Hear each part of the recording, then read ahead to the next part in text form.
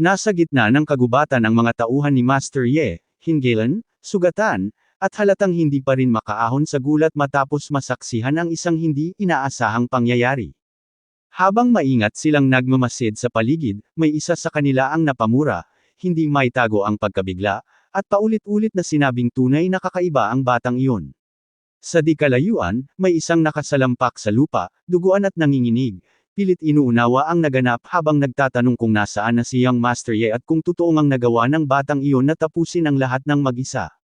Sa sandaling iyon, biglang nagulat ang lalaking may suot na maskara nang mabilis na lumitaw ang bida mula sa pagitan ng mga puno. Agad na naghandang lumaban ang grupo. Isa sa mga tauhan ni Master Ye ang galit na sumigaw, hinamon ang bida at sinabing sa wakas ay nagpakita rin ito. Ngunit bago pa man sila makakilos, mariing sumigaw ang bida at nag-utos ng agarang pag-atres, may paparating na panganib. Biglang yumanig ang lupa, sumabog ang mga dahon at lupa sa paligid habang isang dambuhalang halimaw ang sumulpot mula sa kailaliman ng gubat. Nanlaki ang mga mata ng lahat, may ilan pang napasigaw sa takot. Sa gitna ng kaguluhan, kumilos ang bida, mabilis at walang pag-aalinlangan. Sa mismong sandali ng kanyang pagtalon, isa sa mga tauhan ni Master Ye ang biglang nilapan ng higanteng ahas, at umalangaw-ngaw ang sigaw nito sa sakit at takot. Doon naging malinaw ang katotohanan, kahit hindi direkta, may isang martial artist na napatay. Kaagad, nakatanggap ang bida ng 30 puntos ng martial value. Hindi pa man siya nakakabawi sa isip, isa pang tauhan ni Master Ye ang tinamaan ng malakas na hampas ng buntot ng ahas at agad na nasawi. Muli, tumanggap ang bida ng panibagong 30 puntos. Sa kanyang isipan, malinaw na nabuo ang isang bagong kaalaman, posible pala talagang makakuha ng martial value sa ganitong paraan. Habang patuloy siyang tumatakbo, naramdaman niyang mabilis na papalapit ang buntot ng ahas. Sa isang iglap, tumalon siya paitaas bago pa man tamaan. Habang nasa ere, naalala niya ang lahat ng laban na kanyang dinaanan, unti-unting naipon ang kanyang martial value, at dumating na siya sa puntong kinakailangan na niyang mag-breakthrough upang tuluyang maging isang ganap na martial artist. Muling tumalon ang bida, palaipat-lipat sa mga sanga ng puno, hanggang sa tuluyang lumapag sa isang mataas na sanga. Doon niya napagtanto na kailangan niya ng isang ligtas na lugar upang isagawa ang breakthrough. Napalingon siya at bahagyang ngumiti. Malinaw ang pasya sa kanyang isipan, ang kuweba ang kanyang pipiliin. Mula sa itaas ng puno, mabilis siyang bumaba, mahigpit ang hawak sa kanyang sibat. Sa ibaba, agad ding sumunod ang dambuhalang ahas. Sa isang malakas na impact, ibinaon ng halimaw ang ulo nito sa bunganga ng kuweba, dahilan upang yumanig ang paligid at sumabog ang lupa at mga bato. Sa loob ng kuweba, agad na naghanda ang bida at umupo sa isang matatag na posisyon. Tahimik niyang pinagmamasdan ang galit na ulo ng ahas na pilit isinisiksik ang sarili upang maabot siya. Nang masigurong nasa ligtas na lugar na siya, binuksan niya ang kanyang sistema. Sa harap niya, lumitaw ang malinaw na bughaw na panel, nakasaad dito ang kanyang pangalan, kasama ang lahat ng estadong lakas, espiritu, pisikal na katawan, mga teknik, talento, at kasalukuyang martial value. Habang patuloy ang pag-ungal ng halimaw sa kanyang harapan, mabilis na gumalaw ang mga daliri ng bida. Paulit-ulit niyang pinindot ang vitality, inuutos sa sarili na mas bumilis pa. Sa bawat pindot, ramdam niyang patuloy na tumataas ang kanyang lakas. Sa kanyang isipan, malinaw, umaakyat ang kanyang vitality, at ang buong katawan niya ay tila naglalagablab. Ang dugo sa kanyang mga ugat ay tila hindi na dugo, kundi umaagos na magma, mainit, mabigat, at puno ng puwersa. Sa paligid niya, sunod-sunod na lumitaw ang mga palatandaan ng patuloy na pagtaas ng vitality, hanggang sa tuluyan itong umabot sa 100 puntos. Kasabay ng pag-abot sa rurok, bumuga ng pulang enerhiya ang kanyang katawan. Sa kabilang panig, napaatras ang dambuhalang ahas. Nanlaki ang kumikislap nitong mga mata at bahagyang umurong ang ulo, ramdam ang biglaang pagbabago sa presensyang nasa harap nito. Sa mismong sandaling iyon, tuluyang naganap ang pag-angat. Naging ganap na martial artist ang bida, umabot sa tier 1. Sa gitna ng naglalagablab na aura, mariin niyang sinabi sa sarili na sa wakas, isa na siyang tunay na martial artist. Ramdam niya ang bagong lakas sa bawat hibla ng kanyang katawan. Mahigpit niyang kinuyam ang kamao. Nagtipon ang enerhiya sa kanyang palad, kumikislap at naglalabas ng matinding init. Humarap siya sa halimaw at malamig na binigkas na siya na ang susunod. Sa harap niya, umatras ang dambuhalang ahas, lumiit ang tindig, at hamupa ang dating tapang. Sa isang iglap, sumugod ang bida. Ang kamaong nababalutan ng naglalagablab na enerhiya ay humiwo sa hangin at tumama sa ulo ng ahas, dahilan upang mapa-atres ito at mapabulalas sa gulat. Hindi pa man ito nakakabawi, muling sumabog paitaas ang matinding enerhiya at pinalipad ang ulo ng halimaw. Nangangitim ang sugat ng ahas at tumutulo ang dugo mula sa kaliskis at mga ngipin nito. Sa gitna ng paghihirap, malinaw nitong naramdaman ang agwat ng kanilang lakas. Ngunit hindi huminto ang bida. Sa kanyang mga mata ay kumikislap ang determinasyon habang tinatawag niya ang pangalan ng kanyang teknik, Varja Fist, pinipilit ang sarili sa sukdulang bilis. Mula sa itaas, tumalon siya na parang kidlat.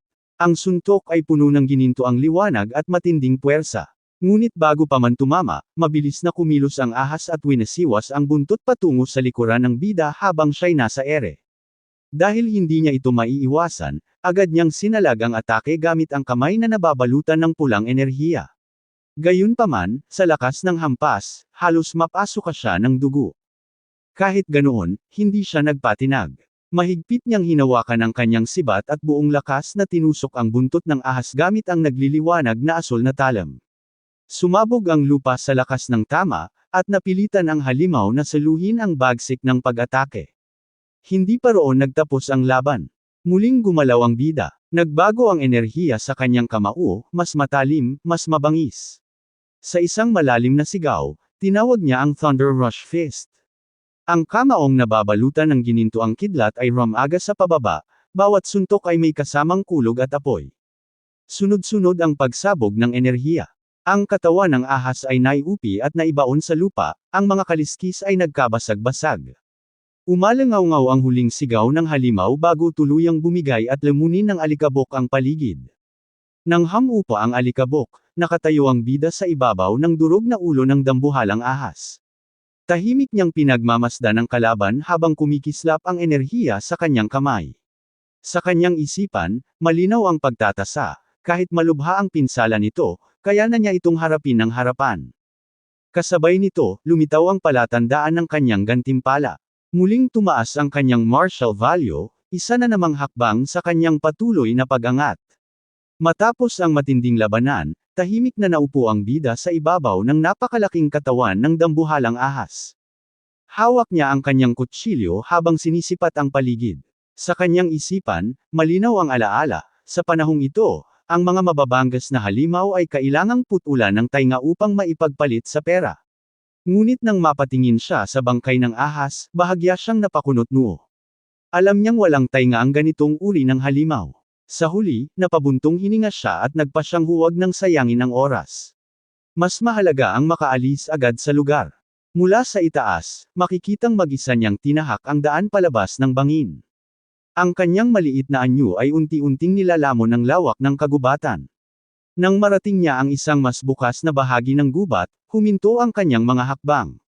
Sa harap niya, nakabulagtas sa lupa ang katawan ni Young Master Ye, wala ng buhay.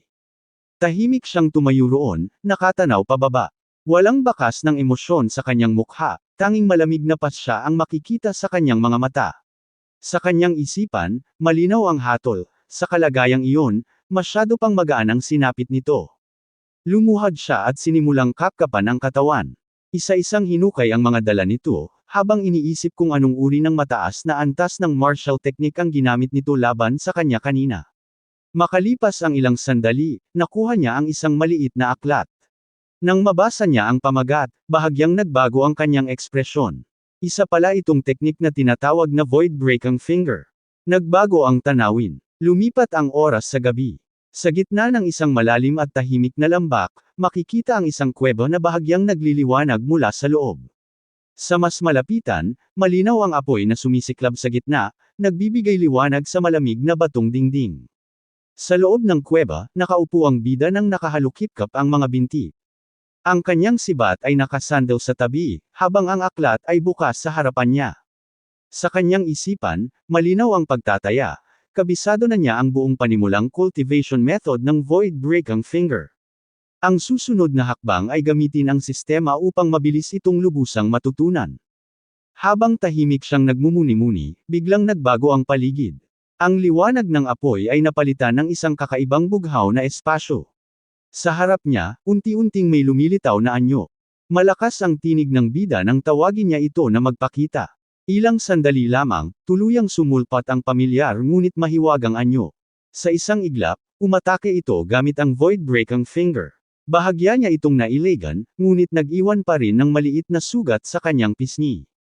Sumunod ang mabilis at mabangis na palitan ng mga atake. Sunod-sunod na pagsabog ng enerhiya ang umalangaw at malinaw na makikitang patuloy na tumataas ang antas ng teknik, mula sa mababang porsyento hanggang sa unti-unting paglapit sa mas mataas na yugto. Ngunit kasabay ng pagbagso ng lakas ay ang isang biglaang tama sa kanyang ulo. Napaurong siya at napaubo ng sunod-sunod, ramdam ang matinding pressure na hatid ng teknik. Sa kanyang isipan, malinaw niyang inamin, gaya ng inaasahan sa isang B-rank martial skill, kahit nasa basic realm pa lamang, sapat na ito upang halos durugan ang kanyang katawan. Gayunpaman, hindi siya natakot. Sa halip, tahimik niyang sinabi sa sarili na kailangan niyang humanap ng isang tunay na halimaw upang subukan ang ganap na lakas nito. Makalipas ang 3 araw, sa gitna ng kagubatan, isang dambuhalang oso ang sumugod. Pula ang mga mata nito, kasabay ng mabangis na ungol. Hindi umatras ang bida. Sa isang iglap, itinaas niya ang kanyang kamay at pinakawalan ang Void Breaking Finger. Tumagos ang bughaw na sinag sa balahibo at laman ng oso. Sa lakas ng tama, napaatras ang halimaw habang bumulwak ang dugo at unti-unting bumigay ang katawan nito. Matapos ang sagupaan, tahimik na tumayo ang bida. Kumikislap ang enerhiya sa kanyang daliri. Sa kanyang mukha, mababakas ang kontento at kumpiyansa. Malinaw niyang sinabi sa sarili, naabot na niya ang perpektong antas ng teknik. Ito ang lakas na nararapat sa isang B-rank martial skill.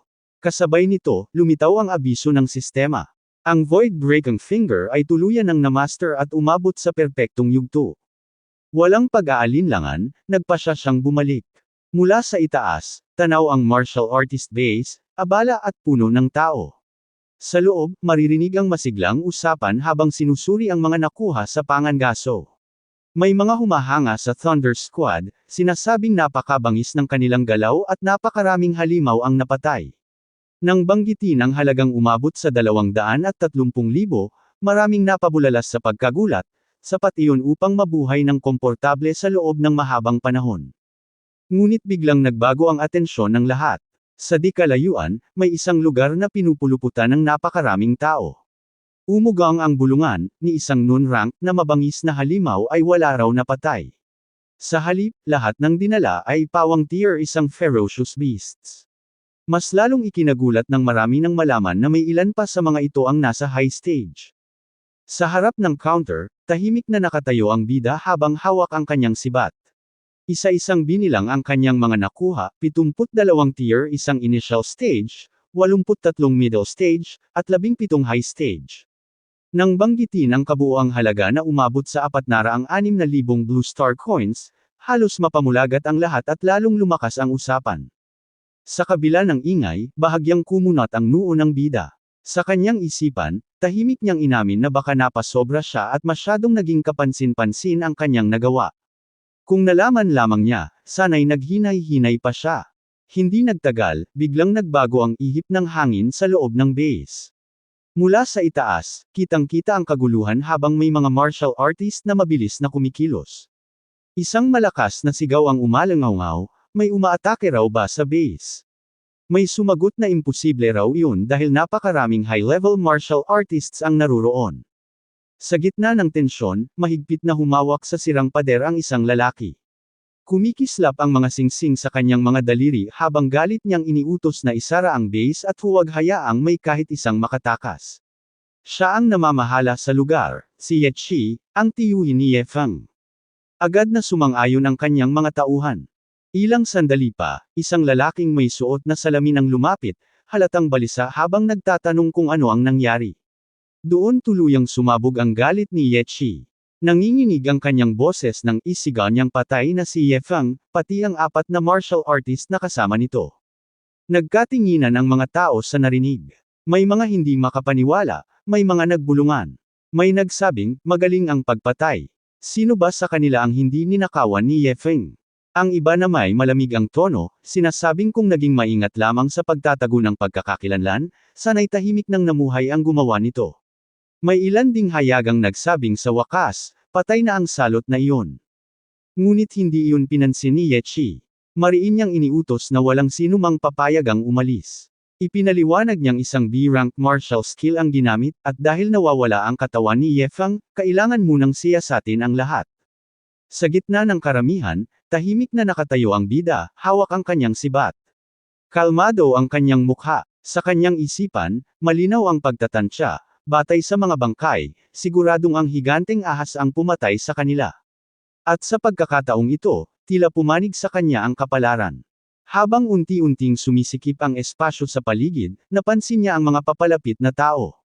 Bahagya siyang nag-isip, ngunit hindi niya ipinahalata ang kahit anong kaba. Nanatili siyang tuwid at matatag. Maya-maya, humakbang pasulong si Ye Chi. Biglang nagpulasan ang mga tao, iniwang magkatapat ang dalawa sa gitna. Mabigat ang presensya ni Ye Chi, malamig ang titig. Tinawag niya ang bida bilang nakababatang kapatid. Sinabi niyang narinig niya ang balita, at pinuri ang kanyang nagawa, ang pagpatay sa mga mababangas na halimaw na nagkakahalaga ng higit 400,000 ay patunay ng kahangahangang kakayahan. Ito na po nagtatapos ang ating kabanata, abangan ang mga susunod pa nating upload. Huwag din kakalimutang mag-like, share, subscribe at i-click ang notification bell, para lagi kayong updated sa mga susunod pa nating mga video.